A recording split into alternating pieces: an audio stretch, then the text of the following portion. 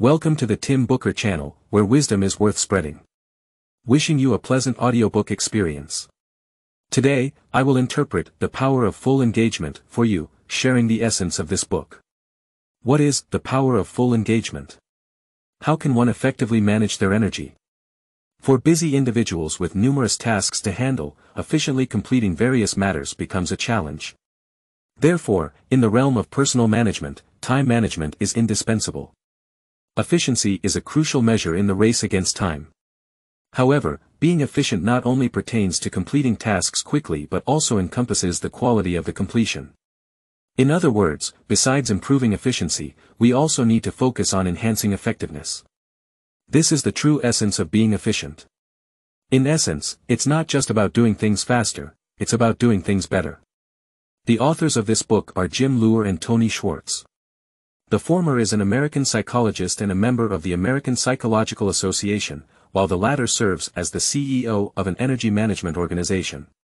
Through their collaboration with professional athletes, they have gained experiences and proposed theories on energy management, along with a comprehensive set of methods to enhance energy levels.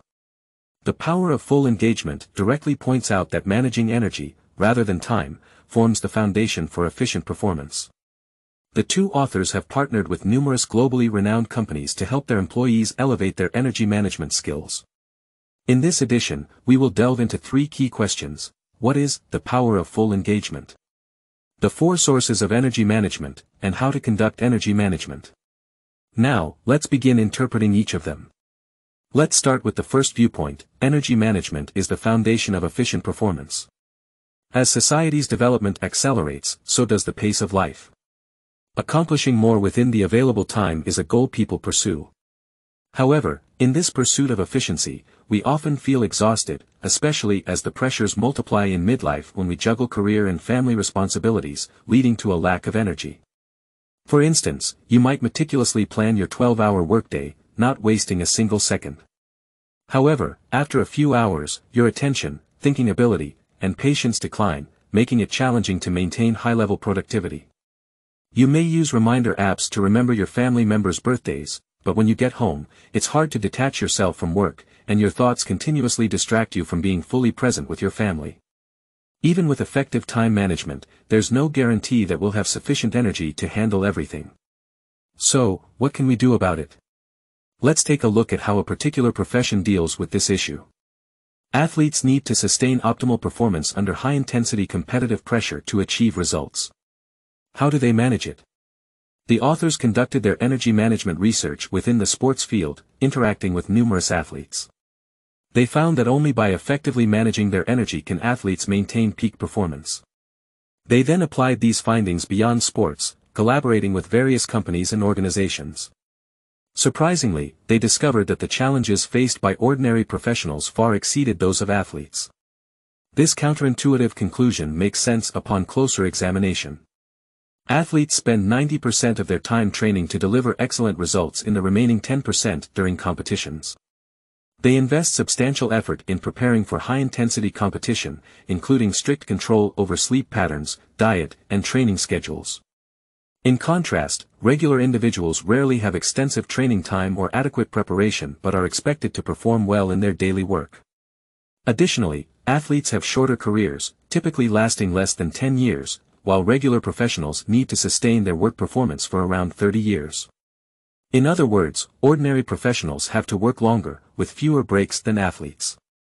The authors found that whether it's athletes or regular professionals, achieving optimal performance requires full engagement, characterized by physical vitality, emotional connection, mental focus, and steadfast determination. A fully engaged individual starts their day with excitement and enthusiasm for the work ahead, remains focused during work, maintains positive emotions in interpersonal interactions, fearlessly confronts challenges, and happily returns home in the evening, able to draw a clear boundary between work and personal life, fully dedicating themselves to their families. However, in reality, according to Gallup's survey data, less than 30% of American workers are fully engaged at work, with 55% feeling disengaged and 19% exhibiting negative behaviors. Full engagement demands ample energy, making energy management the foundation of efficient performance. Now, I will elaborate on what exactly energy is. Second viewpoint, energy is the capacity for action, encompassing four aspects: physical, emotional, mental, and volitional. Let's start with physical energy. For professions like athletes, the importance of physical energy is evident. However, for office workers engaged in mental labor, the significance of physical energy is often underestimated. In reality, physical energy serves as the foundation for all other types of energy and directly influences them. From a biological perspective, energy originates from the chemical reactions of oxygen and glucose. From a practical standpoint, physical energy depends on our breathing patterns, dietary habits, and sleep schedules. Breathing is a natural process that we seldom consciously pay attention to, but it is intimately linked to our state of being. When feeling angry or anxious, our breath becomes short and rapid, affecting our emotional and cognitive abilities. In such moments, the simplest coping method is deep breathing, which not only helps gather energy but also promotes profound relaxation, aiding energy recovery. Proper nutrition is another important source of physical energy. When hungry, it becomes challenging to focus on anything other than food, so eating too little directly impacts energy acquisition. Conversely, overeating can also harm energy levels. Compared to high sugar and simple carbohydrates, foods like low-fat protein, vegetables, and complex carbohydrates have lower conversion efficiency and release less energy. Breakfast is especially crucial, as after about 10 hours of not eating during sleep, even if you don't feel hungry, your blood sugar levels are likely to be low. Consuming 5 to 6 low-calorie, high-nutrition meals throughout the day is the best way to maintain stable energy levels, as even the most energy-rich foods can't sustain high performance for 4 to 8 hours. In addition to breathing and nutrition, sleep is the most vital source of energy recovery. Insufficient sleep can affect strength, cardiovascular capacity, emotions, and overall energy levels. The longer and later one works during the night, the more likely it is to become less efficient and make mistakes. The human body needs 7 to 8 hours of sleep each night to function optimally.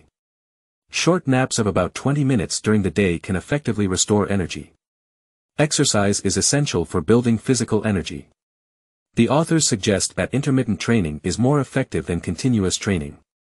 Intermittent training involves a series of short, high-intensity aerobic exercises, followed by complete aerobic recovery processes. Besides cardiovascular training, strength training should not be overlooked. Muscle loss is a primary cause of aging weakness. For white-collar workers who lack regular exercise, their ability to handle challenges and stress gradually declines as they age. Now, let's discuss emotional energy. Emotions comprise positive and negative feelings. Positive emotions help us boost self-confidence, enhance self-control, and foster good interpersonal relationships. On the other hand, negative emotions can lead to inefficiency and interpersonal conflicts. The relationship between emotions and work performance is vividly demonstrated in athletes. Athletes with stable emotions tend to have consistent performance, while those who frequently display temperamental behavior might experience peak states, but they are difficult to sustain.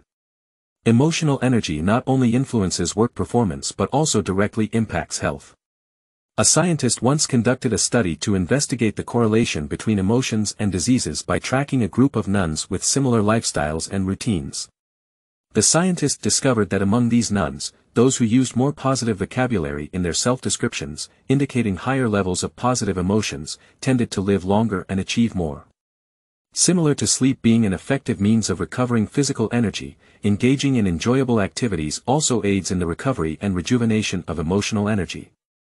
Setting aside time each week to pursue personal interests and hobbies can be beneficial. However, many busy individuals in today's world let work consume their personal time, even feeling guilty for indulging in hobbies before completing their work. From the perspective of emotional energy, allowing oneself to have relaxing and enjoyable moments can help maintain positive emotions. Besides hobbies and interests, interpersonal relationships are another source of positive emotional energy. Engaging in conversations with family members and regularly socializing with friends can replenish emotional energy. In conclusion, emotional energy plays a crucial role in our capacity to perform effectively. Positive emotions contribute to confidence, self-control, and positive relationships, while negative emotions can hinder our productivity and create conflicts. By recognizing the significance of emotional energy and taking steps to replenish it through enjoyable activities and nurturing relationships, we can better sustain optimal performance in both work and life. Now, let's talk about mental energy, which helps us maintain focus and optimism. The father of positive psychology, Martin Seligman, spent many years researching the relationship between positive thinking and work performance. He developed a survey questionnaire to measure people's level of optimism and distributed it to the sales department of a particular company. The results revealed that salespeople ranking in the top 50% for optimism had 37% higher sales than those ranking in the bottom 50%. Moreover, when comparing the top 10% and bottom 10% of optimistic salespeople, the former had a remarkable 88% higher sales. Furthermore, salespeople with lower optimism levels also had higher turnover rates. To maintain ample mental energy and achieve focus and optimism, we need to develop our mental energy. Rest for physical and emotional energy is often recognized easily. When feeling tired, take a short break. When in a bad mood, do something enjoyable to relax. However, the importance of resting mental energy is frequently overlooked. People tend to work continuously for extended periods, but in reality, thinking consumes a significant amount of energy. Although the brain accounts for only 2% of body weight, it requires 25% of the body's oxygen supply. Without sufficient rest for our thoughts, judgment errors may occur, and creativity can diminish. Apart from resting, optimizing mental energy also involves preparation and regular reflection and summarization. For example, on the way to work, contemplate the day's work arrangements, and when leaving work, summarize the achievements of the day. These activities help us stay focused on essential matters and reduce the waste of mental energy on irrelevant distractions. Finally, let's talk about willpower, which refers to living according to our values with courage and conviction, even in the face of difficulties and personal sacrifices. Only by finding a balance between dedicating oneself to others and taking care of oneself can willpower be sustained. A well-known American actor, Christopher Reeve, who once played Superman, tragically broke his neck in a horse-riding accident, resulting in high-level paralysis and losing both his health and career. He was enveloped by despair and even contemplated suicide. However, he later found the source of his willpower, to continue being with his family, search for treatments for his condition, and contribute to the world. This strong will helped Reeve to rebound. He founded a foundation, wrote 2 autobiographies, and even returned to the film industry. Willpower often gives people powerful motivation and can even compensate for the lack of physical energy. In summary, energy is the capacity for action, including physical, emotional, mental, and willpower. Each form of energy interacts with the other 3. To achieve high performance, health, and happiness, all 4 energies are indispensable. Next, let's discuss how to manage energy. The fundamental principle of energy management is periodic expenditure and recovery of energy. Both excessive and insufficient use weaken energy. Just like we know not to exceed the load while exercising to avoid muscle injury, but too little load also hinders muscle growth, the same principle applies to energy management. For physical energy, we need to work, exercise, sleep, and rest properly. For emotional energy, besides maintaining positive emotions and social interactions, we should also reserve time for personal interests and spending time with family and friends to replenish positive emotions. Regarding mental energy, we should exercise our focus and positive thinking, but also consciously rest and empty our minds. For willpower, the consumption and recovery of energy are even more closely related. Meditation and altruistic activities can strengthen the meaning of life and renew willpower. Only by ensuring sufficient rest can we maintain abundant energy. Trying to occupy all our time with work and neglecting rest is a counterproductive approach. Insufficient rest can lead to reduced work efficiency and, in severe cases, damage to health. Researchers have identified 5 clear factors leading to death from overwork. 1. Excessive long working hours that hinder normal recovery and rest patterns. 2. General work that hinders normal recovery and rest patterns. 3. Jobs without vacation and rest. 4. High-pressure jobs without rest. 5. High-intensity physical and continuous high-pressure work that consume energy. The common point among these 5 factors is the long-term and sustained depletion of energy, the lack of intervals for rest, and thus the inability to recover energy, leading to exhaustion. So, how can we rest during busy work? After working for 90 to 120 minutes, the body starts to crave rest and recovery, showing signals like stretching, yawning, and decreased attention. At this point, it's essential not to force yourself but to take a short break consciously. We can divide our work into 90 to 120 minute units with 10 to 15 minutes of rest between each unit, just like students' break time. Various rest methods can be applied, such as listening to music, climbing stairs, meditating, chatting with colleagues, or doing a few minutes of exercise. These activities can help us recover energy and improve efficiency for the next work unit. Besides balancing effort and rest, we should continuously challenge ourselves and break out of our comfort zones. Just like choosing the appropriate load during muscle exercise to achieve optimal training, energy management also requires constant breakthroughs. Only by pushing ourselves can we make our energy stronger. The effectiveness of practice is closely related to the difficulty of the task. Tasks that are too easy fall into the comfort zone, offering little improvement. Tasks that are too challenging fall into the panic zone, exceeding one's capabilities and possibly causing harm. Only when the task's difficulty is appropriate will it fall into the challenge zone, allowing the individual to push beyond their limits and achieve improvement. In energy management, pressure is not our enemy but the key to our growth. Appropriate pressure helps us break through limits and enhance our abilities. For instance, when you are newly promoted to a new position, you may feel immense pressure, seemingly beyond your capabilities. However, with effort over time, you will gradually gain a sense of ease and mastery. Under this fundamental principle, we need to develop a personalized energy management plan. So, how should we do it? First, we need to clarify our goals and determine what is most important to us. This is a process of self-awareness and understanding our core values. For instance, a busy CEO always struggled to meet with subordinates on time, leaving them waiting. Although the subordinates felt dissatisfied, the CEO believed he had already done his best and couldn't do better. However, when discussing his core values, he mentioned that respect was what he valued the most. When asked if making others wait was a form of respect, he hesitated for a moment and realized it was. Connecting daily behavior with core values gives us greater motivation to address such issues. Values are the ultimate behavioral difficulty. After clarifying our goals, the next step is to face reality and evaluate how well we manage our energy. We can ask ourselves a series of questions and rate them from 1 to 10. How engaged are we? What hinders our performance? How do we feel physically? What is the ratio of positive to negative emotions? How much energy do we invest in ourselves and others? What feelings do we have about the current ratio? Facing the truth requires an open mindset to confirm the issues, admit the areas where we fall short, and find areas for improvement. Once we set our goals and understand our current situation, it's time to take action. We all know that change is difficult. Real change is the most challenging step. People often believe that self-discipline is the most critical quality in the process of change. For example, deciding to exercise more but struggling to overcome laziness when it's time to work out.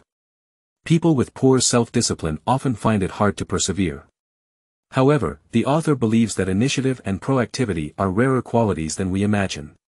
We must use them selectively. Even small acts of self-control deplete our reserves.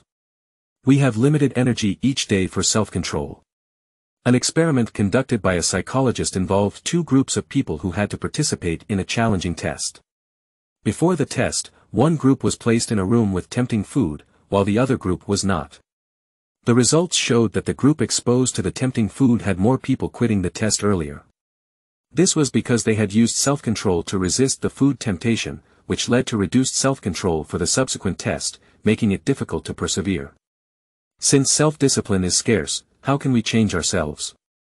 Data indicates that only 5% of human behavior is under conscious control, while 95% is automatic or reactionary responses to certain needs. This tells us that forming good habits has tremendous power. The key to change lies in establishing new habits that become automatic over time, reducing the need for self-discipline. Forming new habits typically takes a period of 60 to 90 days. To do this, we need to make our plans as precise and specific as possible. For example, instead of saying exercise 2 to 3 times a week, we should say exercise on Tuesdays, Thursdays, and Saturdays at 7 p.m. The more specific our actions are, the less we need to think about completing them. Furthermore, it's essential to avoid making too many changes at once. It's better to establish one new habit first and then move on to the next one once the first one is stable. Most New Year's resolutions fail because people set too many new goals at once, making execution too difficult. After a few days, they return to familiar old patterns. Creating a change plan should also be realistic. For instance, if someone hasn't exercised for years, it's not realistic to suddenly set a goal of running 5 times a week, 5 kilometers each time. This will likely lead to frustration and abandonment. Change cannot happen overnight, it requires patience and gradual progress. Taking small steps will increase the likelihood of success. This process of turning knowledge into action involves clarifying our goals, assessing reality, and making changes step by step. Once a habit is established, we can begin working on the next change. The book provides an example of how the author helped a middle-aged man named Roger undergo the process of change. Roger, a 42-year-old sales manager for a large company in charge of a significant business region, was leading a typical successful middle-class life. He and his wife, married for 15 years with 2 children, enjoyed a comfortable life with substantial income, living in a good neighborhood. However, their busy work and support for their children's growth left Roger wanting to change. Roger's boss became increasingly dissatisfied with his performance, and after diagnosis, 5 obstacles were identified: low energy, irritability, negativity, weak interpersonal relationships, and a lack of passion. Emotionally, he felt stretched thin, spending too little time with his wife and children and communicating inadequately with them. At work, his relationships with colleagues were not as harmonious as before, stemming from issues with his physical energy. In the midst of a busy job, Roger had given up exercise, leading to weight gain and an unhealthy diet. He skipped breakfast and often resorted to high-calorie snacks when hungry. The first step towards change was to help Roger clarify his life goals. He believed in putting family first, working hard, and respecting others. These clear values served as his motivation for change. The second step was to analyze the gap between his current situation and goals. The third step was to create a change plan, focusing on establishing regular exercise, healthy eating, and spending time with his family as his primary goals for the first phase of change. Forming new habits typically takes a period of 60 to 90 days. To do this, we need to make our plans as precise and specific as possible. For example, instead of saying exercise 2 to 3 times a week, we should say exercise on Tuesdays, Thursdays, and Saturdays at 7 p.m. The more specific our actions are, the less we need to think about completing them. Furthermore, it's essential to avoid making too many changes at once. It's better to establish one new habit first and then move on to the next one once the first one is stable. Most New Year's resolutions fail because people set too many new goals at once, making execution too difficult. After a few days, they return to familiar old patterns. Creating a change plan should also be realistic. For instance, if someone hasn't exercised for years, it's not realistic to suddenly set a goal of running 5 times a week, 5 kilometers each time. This will likely lead to frustration and abandonment. Change cannot happen overnight, it requires patience and gradual progress. Taking small steps will increase the likelihood of success. This process of turning knowledge into action involves clarifying our goals, assessing reality, and making changes step by step. Once a habit is established, we can begin working on the next change. The book provides an example of how the author helped a middle-aged man named Roger undergo the process of change. Roger, a 42-year-old sales manager for a large company in charge of a significant business region, was leading a typical successful middle-class life. He and his wife, married for 15 years with 2 children, enjoyed a comfortable life with substantial income, living in a good neighborhood. However, their busy work and support for their children's growth left Roger wanting to change. Roger's boss became increasingly dissatisfied with his performance, and after diagnosis, 5 obstacles were identified: low energy, irritability, negativity, weak interpersonal relationships, and a lack of passion. Emotionally, he felt stretched thin, spending too little time with his wife and children and communicating inadequately with them. At work, his relationships with colleagues were not as harmonious as before, stemming from issues with his physical energy. In the midst of a busy job, Roger had given up exercise, leading to weight gain and an unhealthy diet. He skipped breakfast and often resorted to high-calorie snacks when hungry. The first step towards change was to help Roger clarify his life goals. He believed in putting family first, working hard, and respecting others. These clear values served as his motivation for change.